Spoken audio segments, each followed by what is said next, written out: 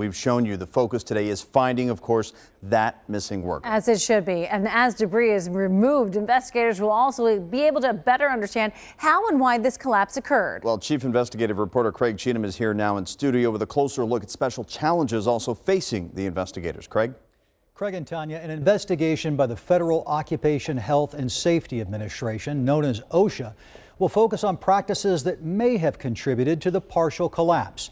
The I-Team spoke today with a forensics expert who says it will be a challenging investigation. A collapse like the one at 4th and Race can begin with a single bad joint in a support system, according to metallurgical engineer and forensics expert Michael Neff. You have a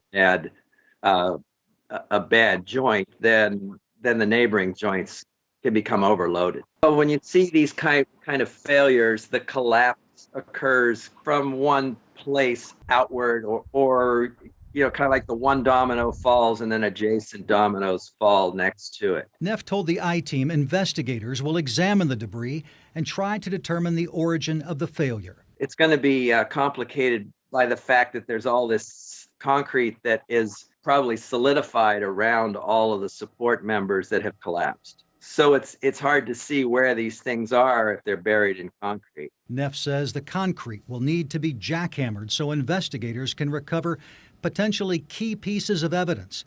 Then, he says, investigators will likely use 3D lasers to progressively document the exact location of material as debris is removed. Remove the concrete, take a 3D image, remove some more concrete, take a 3D image. The same laser equipment is used by government investigators on bridge collapses and traffic crashes. Now, obviously, this investigation will go on for a number of months. It's hard to conjecture the cause of the failure until all of the analysis is complete.